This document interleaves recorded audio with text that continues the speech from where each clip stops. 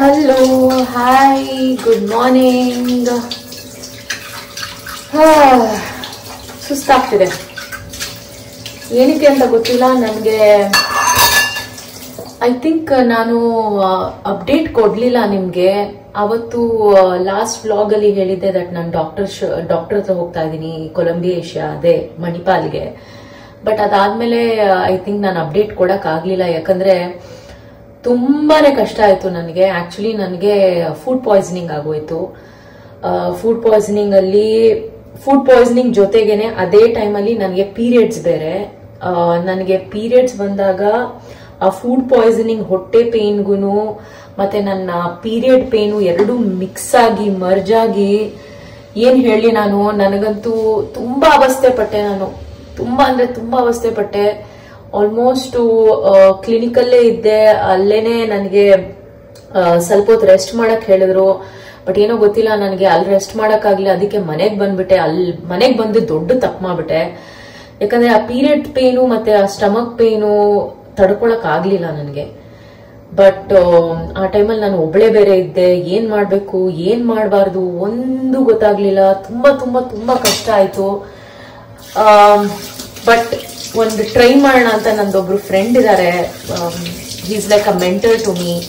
ನನ್ನ ಫ್ರೆಂಡ್ನ ಕರೆದೆ, ನನ್ನ ಫ್ರೆಂಡಿಗೆ ಹೇಳ್ದೆ, ಪ್ಲೀಸ್ ಮನೆಗೆ ಬನ್ನಿ, ನನ್ ಯಾಕೋ ಸರಿ ಆಗ್ತಿಲ್ಲ, ಏನ್ ಮಾಡ್ಬೇಕು ಅಂತ ಗೊತ್ತಾಗ್ತಿಲ್ಲ ಅಂತ. ಸೊ ಅವರು ಆಮೇಲೆ ಡಾಕ್ಟರ್ ನಂಬರ್ ಇತ್ತು ನನ್ನ ಹತ್ರ, ಡಾಕ್ಟರ್ಗೆ ಕಾಲ್ ಮಾಡಿದೆ.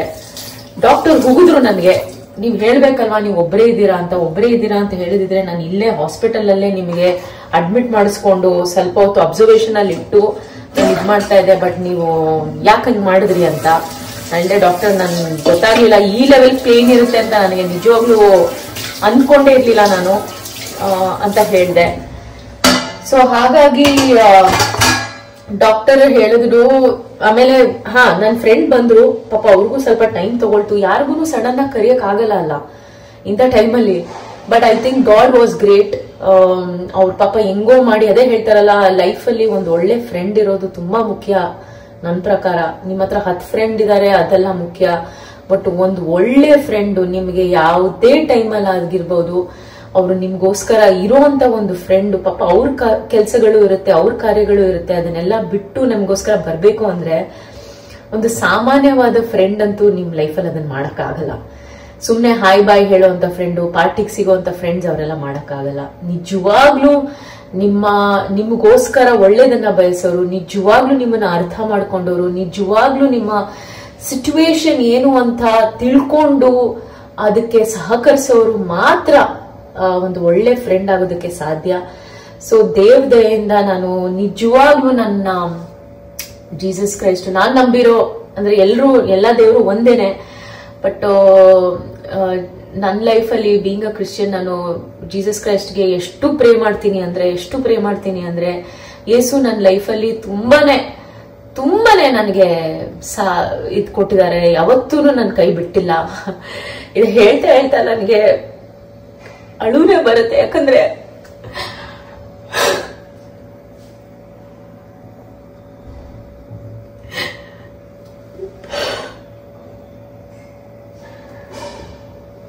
ಒಂದ್ಸರಿ ನಾವು ಹೇಳ್ತೀವಿ ದಟ್ ನಾವೆಲ್ಲ ನೋಡ್ಕೊಂಡ್ಬಿಡ್ತೀವಿ, ಎಲ್ಲ ಒಳ್ಳೇದಾಗುತ್ತೆ, ಕರೆಕ್ಟು. ಆದ್ರೆ ಆ ಭಗವಂತನಲ್ಲಿ ನಾವು ನಂಬಿಕೆ ಇಟ್ಕೊಂಡಿಲ್ಲ ಅಂದ್ರೆ ಲೈಫಲ್ಲಿ ಏನೂ ಮಾಡಕ್ಕಾಗಲ್ಲ. ನಂಗೆ ಇದು ಅಳು ಬರ್ತಿರೋದು ದುಃಖದಿಂದ ಅಲ್ಲ. ಎಲ್ಲೋ ಒಂದ್ ಕಡೆ ದೇವ್ರು ನನ್ನ ಕೈ ಬಿಟ್ಟಿಲ್ಲ ಅನ್ನೋದು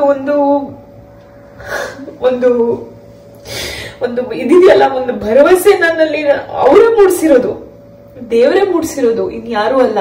ಸೊ ಅಂತ ಟೈಮಲ್ಲಿ ನನ್ನ ಫ್ರೆಂಡ್ ಬಂದು ನನ್ಗೋಸ್ಕರ ನಿಂತು, ಡಾಕ್ಟರ್ ಒಂದು ಮೆಡಿಸಿನ್ ಹೇಳಿದ್ರು, ಒಂದು ಪೇನ್ ಕಿಲ್ಲರ್ ಹೇಳಿದ್ರು. ಆ ಪೇನ್ ಕಿಲ್ಲರ್ ನ ತಂದು ಅವ್ರು ನನ್ ಕೊಟ್ಟು, ಅದು ಏನಾಯ್ತು ಅಂದ್ರೆ ಪೇನ್ ಕಿಲ್ಲರ್ ತಗೊಂಡಿದ ತಕ್ಷಣ ನನಗೆ ವಾಮಿಟ್ ಆಗೋಯ್ತು.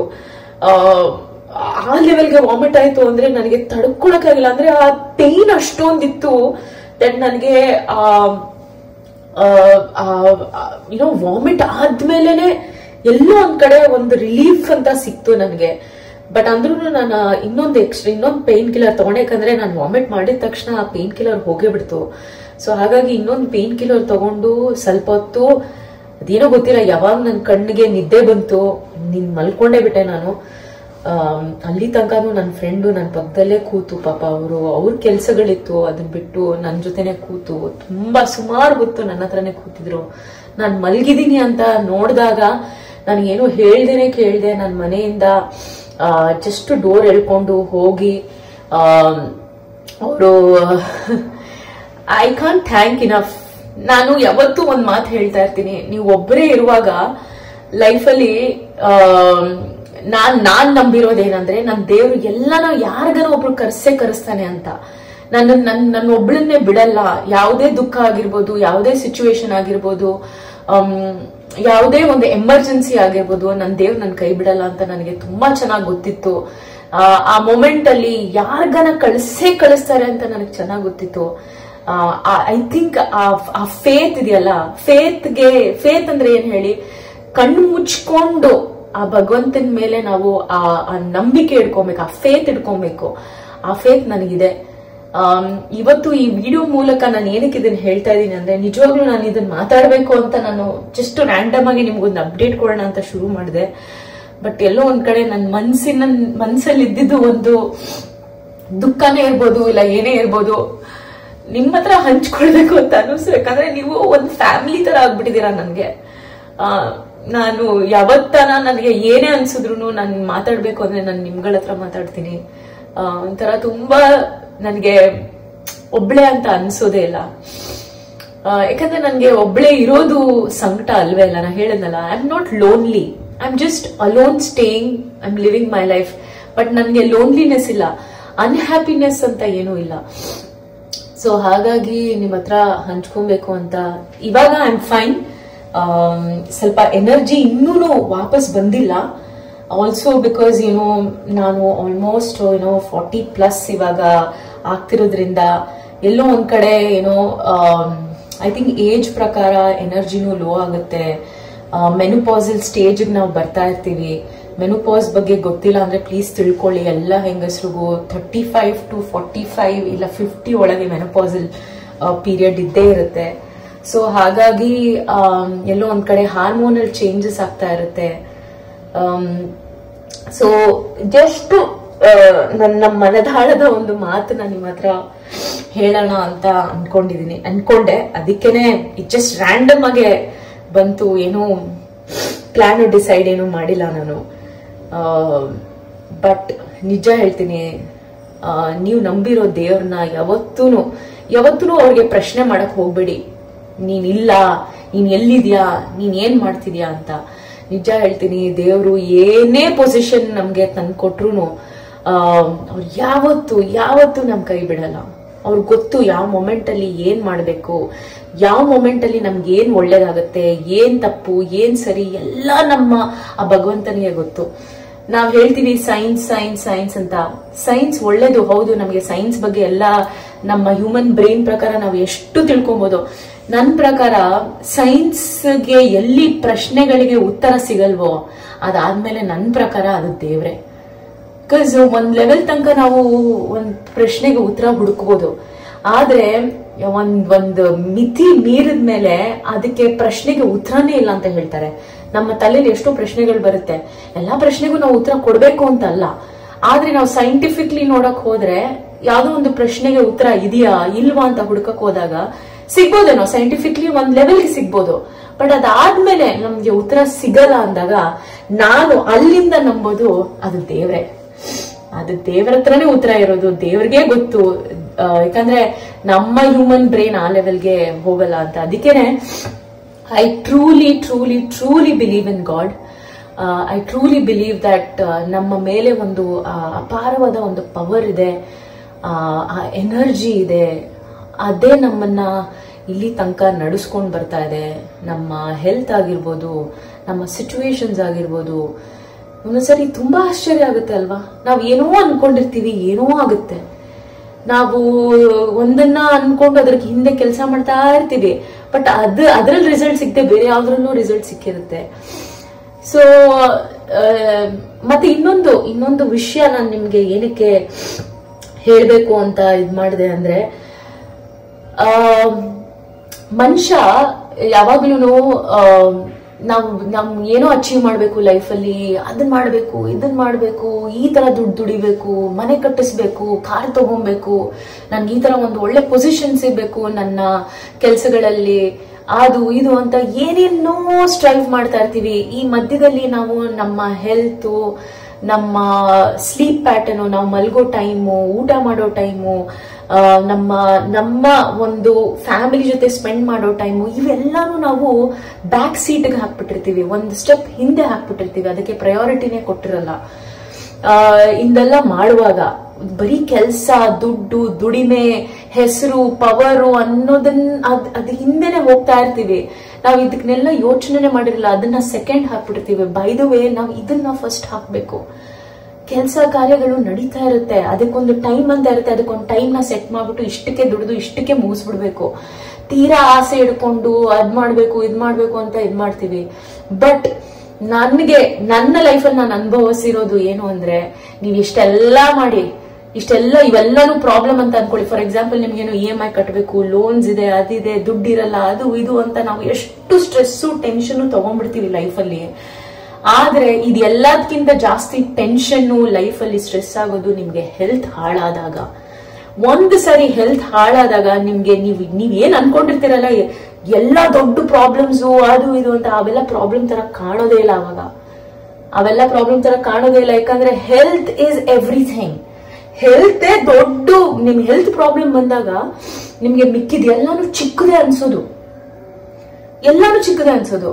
ಸೊ ಆ ಮೊಮೆಂಟ್ ಅಲ್ಲಿ ನೀವು ಅರ್ಥ ಮಾಡ್ಕೊಳ್ಳಿ ದಟ್ ನಾವು ಹೆಲ್ತ್ಗೆ ಎಷ್ಟು ಪ್ರಯಾರಿಟಿ ಕೊಡಬೇಕು, ಎಷ್ಟು ನಾವು ಅದ್ರ ಬಗ್ಗೆ ನಾವು ನಮ್ಮ ಒಂದು ಶರೀರನ, ನಮ್ಮ ಒಂದು ಮಾನಸಿಕ ಸಂತುಲನನ ಎಲ್ಲಾನು ನಾವು ಹೇಗೆ ಕಾಪಾಡ್ಕೊಂಡು ಬರ್ಬೇಕು. ಪ್ರತಿನಿತ್ಯ ಅದಕ್ಕೆ ಏನು ಒಂದು ಗಿಡನ ಬೆಳೆಸೋದಕ್ಕೆ ಯಾವ ರೀತಿ ನಾವು ನೀರ್ ಹಾಕ್ಬೇಕು, ಗೊಬ್ಬರ ಹಾಕ್ಬೇಕು, ಮೆನ್ಯೂರ್ ಹಾಕ್ಬೇಕು, ಹಾಗೇನೆ ನಮ್ಮ ಹೆಲ್ತ್ನು ನಾವು ಅದೇ ರೀತಿ ನೋಡ್ಕೊಬೇಕು. ಯಾಕಂದ್ರೆ ಒಂದ್ಸರಿ ಹೆಲ್ತ್ ಪ್ರಾಬ್ಲಮ್ ಬಂದ್ರೆ ಬೇರೆ ಎಲ್ಲಾ ಪ್ರಾಬ್ಲಮ್ ನಥಿಂಗ್ ಅಂತ ಅನ್ಸುತ್ತೆ. ಸೊ ನಥಿಂಗ್ ಅಂತ ಇರುವಾಗ ಏನಕ್ಕೆ ನಾವು ಅದ್ರ ಬಗ್ಗೆ ಅಷ್ಟೊಂದು ಯೋಚನೆ ಮಾಡ್ಬೇಕು ಅಲ್ವಾ? ಅದು ಬದಲು ನಮ್ಮ ಹೆಲ್ತ್, ನಮ್ಮ ಮೆಂಟಲ್ ಹೆಲ್ತ್, ಫಿಸಿಕಲ್ ಹೆಲ್ತ್, ನಮ್ಮ ಫ್ಯಾಮಿಲಿ ಜೊತೆ ಟೈಮ್ ಸ್ಪೆಂಡ್ ಮಾಡೋದು, ಇಲ್ಲ ಫ್ರೆಂಡ್ಸ್ ಜೊತೆ ಟೈಮ್ ಸ್ಪೆಂಡ್ ಮಾಡೋದು, ಅದೆಲ್ಲದಕ್ಕಿಂತ ಮುಖ್ಯವಾಗಿ ನಮ್ಮ ಜೊತೆ ನಾವು ಟೈಮ್ ಸ್ಪೆಂಡ್ ಮಾಡೋದು ಎಷ್ಟು ಮುಖ್ಯ ಅಂದ್ರೆ, I can not express more than whenever you fall sick. ನಿಮ್ಗೆ ಅದು ಗೊತ್ತಾಗುತ್ತೆ. ಎಷ್ಟೆಷ್ಟೋ ಪ್ರಾಬ್ಲಮ್ಗಳು ದೊಡ್ಡದಂತ ಅನ್ಕೊಂತೀವಿ, ಬಟ್ ಹೆಲ್ತ್ ಪ್ರಾಬ್ಲಮ್ ಬಂದಾಗ ನಥಿಂಗ್ ಮ್ಯಾಟರ್ಸ್, ಏನು ಮ್ಯಾಟರ್ದೇ ಬರಲ್ಲ. ಸೊ ನಾನು ಇವತ್ತು ಈ ವಿಡಿಯೋಯಿಂದ ನಾನು ಕೇಳ್ಕೊಳ್ಳೋದು ಇಷ್ಟೇನೆ, ಪ್ಲೀಸ್ ನಿಮ್ಮ ಹೆಲ್ತ್ ನ ಫಸ್ಟ್ ಪ್ರಯಾರಿಟಿ ಕೊಡಿ. ಏನೇ ಮಾಡಿದ್ರು, ಏನೇ ಇದ್ರು, ನಿಮ್ ಲೈಫಲ್ಲಿ ಎಷ್ಟೇ ದೊಡ್ಡ ಪ್ರಾಬ್ಲಮ್ ಇದ್ರು, ನಿಜ ಹೇಳ್ತೀನಿ ಅವೆಲ್ಲ ಸಾಲ್ವ್ ಆಗುತ್ತೆ. ಒಂಚೂರು ಟೈಮ್ ಕೊಡಿ, ಸಾಲ್ವ್ ಆಗುತ್ತೆ. ಆ ದೇವ್ರ ಮೇಲೆ ನಂಬಿಕೆ ಇಟ್ಕೊಳ್ಳಿ. ಅವ್ನು ಯಾವ ತರ ಒಂದು ದಾರಿ ತೋರಿಸ್ತಾನೆ. ಇದು ನನ್ನ ಲೈಫಲ್ಲಿ ಆಗಿದೆ. ಹಾಗಾಗಿ ನಾವು ಒಂದೊಂದ್ಸರಿ ಹೌದು ಆಗ್ಬೋದು, ನಾವು ಎಷ್ಟೇ ಚೆನ್ನಾಗಿ ನೋಡ್ಕೊಂಡ್ರು ಹೆಲ್ತ್ ಅಲ್ಲಿ ಅಪ್ಸೆಟ್ ಆಗ್ಬಹುದು. ಆದ್ರೆ ತೀರಾ ದೊಡ್ಡದಾಗೋಕ್ಕಿಂತ ನಾವು ಎಲ್ಲೋ ಒಂದ್ ಕಡೆ ನಮ್ಮ ಹೆಲ್ತ್ ನ ನಾವು ಚೆನ್ನಾಗಿ ನೋಡ್ಕೊಂಡು ಬಂದಾಗ, ಕರೆಕ್ಟ್ ಟೈಮಲ್ಲಿ ಊಟ ಮಾಡಿದಾಗ, ಕರೆಕ್ಟ್ ಟೈಮಲ್ಲಿ ನಿದ್ದೆ ಮಾಡಿ, ಕರೆಕ್ಟ್ ಟೈಮಲ್ಲಿ ಎದ್ದಾಗ ಎಷ್ಟು ದೊಡ್ಡ ಹೆಲ್ತ್ ಪ್ರಾಬ್ಲಮ್ಸ್ ನಾವು ಅವಾಯ್ಡ್ ಮಾಡ್ಬೋದು. ಸಣ್ಣ ಪುಟ್ಟದಲ್ಲಿ ಎಲ್ಲೋ ನಾವು ಮ್ಯಾನೇಜ್ಮೆಂಟ್, ಮನುಷ್ಯ ಅಂದ್ರೆ ಹೆಲ್ತ್ ಪ್ರಾಬ್ಲಮ್ ಆಗೇ ಆಗುತ್ತೆ, ಇಲ್ಲ ಅಂತ ಇಲ್ಲ. ಲೈಫ್ ಲಾಂಗ್ ನಾವು ಹಿಂಗೆ ಇರ್ತೀವಂತನೂ ಇಲ್ಲ. ಏಜ್ ಪ್ರಕಾರ ಚೇಂಜಸ್ ಆಗ್ತಾ ಇರುತ್ತೆ, ಬಾಡಿಯಲ್ಲಿ ಚೇಂಜಸ್ ಆಗ್ತಾ ಇರುತ್ತೆ. ಆದ್ರೆ ನಾವು ಹೆಲ್ತ್ ನ ಪ್ರತಿದಿನ ಕಾನ್ಸಂಟ್ರೇಟ್ ಮಾಡಿ ಅದಕ್ಕೆ ಒಂದು ಪ್ರಿಯಾರಿಟಿ ಕೊಟ್ರೆ 100% ದೊಡ್ಡ ಅಪಘಾತಗಳನ್ನ ನಾವು ತಡೆಗಣಿಸಬಹುದು ಅಂತ ನನಗನ್ಸುತ್ತೆ. ಬೇರೆ ಯಾವ ಪ್ರಾಬ್ಲಮ್ ಅಂತ ಅನ್ಕೊಳಕ್ಕೆ ಹೋಗ್ಬೇಡಿ. ದುಡ್ಡಿನ ವಿಷಯ ಆಗಿರ್ಬೋದು, ಫ್ಯಾಮಿಲಿ ವಿಷಯ ಆಗಿರ್ಬೋದು, ರಿಲೇಶನ್ಶಿಪ್ ಪ್ರಾಬ್ಲಮ್ ಆಗಿರ್ಬೋದು, ಯಾವುದೇ ಪ್ರಾಬ್ಲಮ್ ಅಂದ್ರೂ ಅದು ದೊಡ್ಡದಲ್ಲ. ಅದಕ್ಕೆ ಜಸ್ಟ್ ಒಂಚೂರು ಸಮಯ ಕೊಡಿ. ಅದಕ್ಕೆ ಏನ್ ಕೆಲಸ ಮಾಡ್ಬೇಕು ಅದನ್ನ ಮಾಡಿ, ಆ ಭಗವಂತನ ಮೇಲೆ ಬಿಟ್ಬಿಡಿ. ಅವ್ನ್ ನೋಡ್ಕೊಂತಾನೆ, ಅವ್ನ್ ಯಾವ ಕಾರಣಕ್ಕೂ ನಮ್ ಕೈ ಬಿಡಲ್ಲ. ಬಟ್ ಆ ಭಗವಂತನ ಮೇಲೆ ಆ ಫೇತ್ ಇರ್ಬೇಕು ನಿಮ್ಗೆ. ಆ ಕಣ್ಣು ಮುಚ್ಕೊಂಡೆ ನನ್ ಭಗವಂತ ಮಾಡ್ತಾನೆ ಬಿಡಪ್ಪ ಅನ್ನೋದು ಒಂದು ನಿಮ್ಮಲ್ಲಿ ಇದ್ರೆ 100% ಆ ಪ್ರಾಬ್ಲಮ್ ಸಾಲ್ವ್ ಆಗೇ ಆಗುತ್ತೆ. ಮೇ ಬಿ ಒಂದ್ ದಿನ ಮುಂಚೆನೆ ಆಗ್ಬೋದು, ಇಲ್ಲ ಆವತ್ತಿನ ದಿನಾನೇ ಆಗ್ಬೋದು, ಬಟ್ ಆಗುತ್ತೆ, ಪ್ರಾಬ್ಲಮ್ ಸಾಲ್ವ್ ಆಗುತ್ತೆ. ಬಟ್ ನಾನ್ ಹೇಳೋದು, ನಮ್ಮ ಹೆಲ್ತ್ ನಮ್ಮ ಕೈಯಲ್ಲಿದೆ. ದೇವ್ರು ನಮ್ಗೆ ಎಲ್ಲಾ ತರ ತಲೆ ಬುದ್ಧಿ ಕೊಟ್ಟಿದ್ದಾನೆ ನಮ್ಮನ್ನ ಹೆಲ್ತ್ ನೋಡ್ಕೊಳಕ್ಕೆ. ಆ ಹೆಲ್ತ್ಗೆ ಪ್ರಯಾರಿಟಿ ಕೊಡಿ ಅಂತ ಈ ವಿಡಿಯೋ ಮುಖಾಂತರ ನಾನು ನಿಮ್ಗೆಲ್ರಿಗೂ ತಿಳಿಸ್ತಾ ಇದ್ದೀನಿ. Health is everything. Health is wealth ಅಂತಾರಲ್ಲ, ವೆರಿ ಸಿಂಪಲ್ ಮೆಟಫರ್ ಅದು, ಆದ್ರೆ it is really really really important and it's very meaningful. Health is everything. Health is above wealth, I can say. Health is everything. Your life is all about health. So please health ge especially ನಿಮ್ಮ mental health ಗುನು ತುಂಬಾ priority ಕೊಡಿ. Mental health ಗೆ ಏನು ಒಳ್ಳೇದು, ಯಾವ ರೀತಿ ನೀವು ಖುಷಿಯಾಗಿದ್ದು, ಖುಷಿ ಬಗ್ಗೆ ನಾನು ನೆಕ್ಸ್ಟ್ ವಿಡಿಯೋ ಅಲ್ಲಿ ಮಾತಾಡ್ತೀನಿ. ಖುಷಿ ಏನು, ಪೀಸ್ ಏನು, ಒಂದು ಶಾಂತಿಪೂರ್ವಕ ಲೈಫ್ ಹೇಗಿರಬೇಕು, ಅದ್ರ ಬಗ್ಗೆ ಎಲ್ಲ ನಾನು ಇನ್ನು ಮುಂದಿನ ವಿಡಿಯೋಗಳಲ್ಲಿ ಮಾತಾಡ್ತೀನಿ. ಬಟ್ ಥ್ಯಾಂಕ್ ಯು ವೀಕ್ಷಕರೇ. ನಿಮ್ಗೆ ಶೌಟ್ ಔಟ್ ಮಾಡಬೇಕು ನಾನು. ನನ್ನ last episode, that is listen to me episode 5 ಅಲ್ಲಿ ನಾನು ಹೇಳಿದ್ದೆ ದಟ್ ನನ್ನ ಚಾನೆಲ್ ಯಾರು ಸಬ್ಸ್ಕ್ರೈಬ್ ಮಾಡ್ತಿರೋ, ಯಾರು ಲಿಸನ್ ಟು ಮೀ ವಿಡಿಯೋಸ್ ನೋಡ್ತಿರೋ, ಅಲ್ಲಿ please hashtag listen to me Ashita ಅಂತ ನೀವು ಹಾಕಿ ನೀವು ಸಬ್ಸ್ಕ್ರೈಬ್ ಮಾಡಬೇಕು. ನಿಮ್ ಹೆಸರು ನಾನು ಶೌಟ್ ಔಟ್ ಮಾಡ್ತೀನಿ ಅಂತ ಹೇಳಿದ್ದೆ. ಸೊ ಇವಾಗ ಆ ಟೈಮ್ ಬಂದಿದೆ. So I am gonna shout out your names. So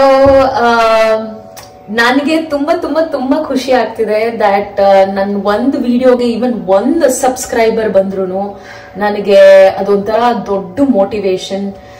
ನನ್ನ ಫ್ಯಾಮಿಲಿಗೆ ಒಂದು ಪರ್ಸನ್ ಆಡ್ ಆದಂಗೆ. ಸೊ ಹಾಗಾಗಿ ನನ್ನ ಲಾಸ್ಟ್ ವಿಡಿಯೋಗೆ hashtag Ashita listen to me ಅಂತ ಬರ್ದೋರು 2, 3, 4, 5, 6 ಪೀಪಲ್. ಸೊ ಯೂಶಲಿ ನನ್ನ ಕ್ರೌಡು ಎಲ್ಲ ಹೆಂಗಸರು ಅಂದ್ರೆ ವಿಮೆನ್ ಜಾಸ್ತಿ ಇರೋದ್ರಿಂದ ನನ್ನ ಚಾನೆಲ್ ಅಲ್ಲಿ. ಬಟ್ ಅಂದ್ರೂ 1 ಮ್ಯಾನ್ ಬಂದ್ರು ನನಗೆ ತುಂಬಾ ತುಂಬಾ ಖುಷಿ. ಸೊ ಹಾಗಾಗಿ 5 ಹೆಂಗಸರಿದ್ದಾರೆ, ಹಾಗೆ there is a man. So ಹಾಗಾಗಿ let me shout out and let me say that thank you Brinda CM, Dhanu 2468, Sushmita, Ranjita P, ಹಾಗೇನೆ the wonderful man Anand Kripakar. ಇವ್ರೆಲ್ರಿಗೂ ಬೃಂದಾ, ಧನು, ಸುಷ್ಮಿತಾ, ರಂಜಿತಾ, ಆನಂದ್ ಕೃಪಾಕರ್, ನಿಮ್ ಎಲ್ರಿಗೂ ನನ್ನಿಂದ ಮನದಾಳದಿಂದ I want to say thank you so much for subscribing. ಇದೇ ರೀತಿ please encourage ಮಾಡ್ತಾ ಇರಿ.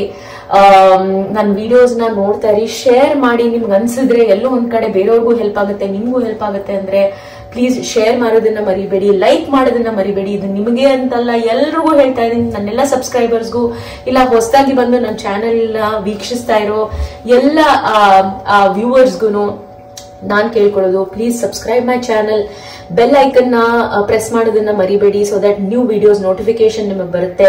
ಲೈಕ್ ಮಾಡೋದನ್ನ ಮರಿಬೇಡಿ. Comment is very important, because comment through ನನಗೆ ತುಂಬಾ ಅರ್ಥ ಆಗುತ್ತೆ ನಿಮ್ಗಳು ಏನ್ ಹೆಚ್ಚಿಸ್ತಾ ಇದ್ದೀರಾ, ಏನ್ ಆಸೆ ಪಡ್ತಾರೆ. ಐ ಥಿಂಕ್ ನಾನು ಪ್ರತಿಯೊಂದು ಕಾಮೆಂಟ್ಗೂ ರಿಪ್ಲೈ ಮಾಡ್ತೀನಿ. ಇವನ್ ಇಫ್ ಇಟ್ಸ್ ಒಂದು ಹಾರ್ಟ್ ಕಳ್ಸಿದ್ರು, ಒಂದು ಹೈ ಕಳ್ಸಿದ್ರು, ನಾನು ರಿಪ್ಲೈ ಮಾಡ್ತೀನಿ, ಲೈಕ್ ಮಾಡ್ತೀನಿ. ಯಾಕಂದ್ರೆ ನನಗೆ ತುಂಬಾ ಖುಷಿ ಕೊಡುತ್ತೆ ನಿಮ್ ಜೊತೆ ಇಂಟ್ರಾಕ್ಟ್ ಮಾಡೋದು. ಸೊ ಪ್ಲೀಸ್ ನನ್ ಜೊತೆ ಏನೇ ನಿಮ್ಗೆ ಹಾಯ್ ಹೇಳ್ಬೇಕಂತಿದ್ರು ಟೆಕ್ಸ್ಟ್ ಮಾಡಿ, ಕಾಮೆಂಟ್ ಮಾಡಿ. ಡೆಫಿನೆಟ್ಲಿ ನಾನು ರಿಪ್ಲೈ ಮಾಡೇ ಮಾಡ್ತೀನಿ. ಸ್ವಲ್ಪ ತಡ ಆಗ್ಬೋದು, ಬಟ್ ನನ್ನ ರಿಪ್ಲೈ ಅಂತೂ ಇದ್ದೇ ಇರುತ್ತೆ. ಸೊ ರಿಪ್ಲೈ ಮಾಡಿ ಎಲ್ರಿಗೂ. I want to say thank you so much. ಹೃತ್ಪೂರ್ವಕ ವಂದನೆಗಳು ನನ್ನ ಚಾನೆಲ್ ಸಬ್ಸ್ಕ್ರೈಬ್ ಮಾಡಿದಕ್ಕೆ. ಹಾಗೇನೆ ಪ್ಲೀಸ್ ಹೊಸ ವೀಕ್ಷಕರೇ, ಪ್ಲೀಸ್ ನನ್ನ ಚಾನೆಲ್ ನ ಸಬ್ಸ್ಕ್ರೈಬ್ ಮಾಡಿ. ಹಾಗೇನೆ ಈ ವಾರದ ಈ ಎಪಿಸೋಡ್ ನೋಡಿದ್ರು ಯಾರೇ ಸಬ್ಸ್ಕ್ರೈಬ್ ಮಾಡಿದ್ರು please hashtag Ashita listen to me ಅಂತ ಹಾಕಿ ನಿಮ್ ಹೆಸರು ನಾನು ನೆಕ್ಸ್ಟ್ ವಿಡಿಯೋ ಅಲ್ಲಿ ಶೌಟ್ ಔಟ್ ಮಾಡ್ತೀನಿ, next listen to me video ಅಲ್ಲಿ ಶೌಟ್ ಔಟ್ ಮಾಡ್ತೀನಿ. So thank you so much. I love you all. ನಾನಿವತ್ತು ಅತ್ತೆ, ಬಟ್ ನನಗೆ ಅಳೋದ್ರಲ್ಲಿ ಯಾವ್ದೂ ತಪ್ಪು ಅಂತ ಅನ್ಸಲ್ಲ. ಅಳೋದು ವೀಕ್ನೆಸ್ ಅಲ್ಲ, ಅಳೋದು ಸ್ಟ್ರೆಂತ್. ಸೊ ಹಂಗಂತ ನಾವು ಪ್ರತಿ ವಿಷಯಕ್ಕೂ ಅಳೋದಂತಲ್ಲ.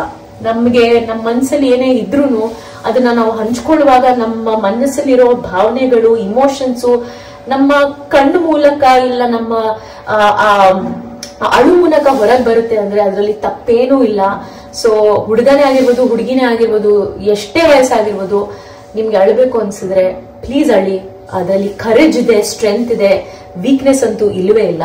So somebody who can express through eyes and somebody who can express through tears is the most strongest person, and I believe in that. So thank you so much.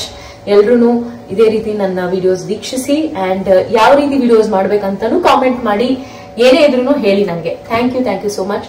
Love you all. You're a good soul. I'm a good soul. We both make great souls. So see you in my next video. Take care till then. Health is everything.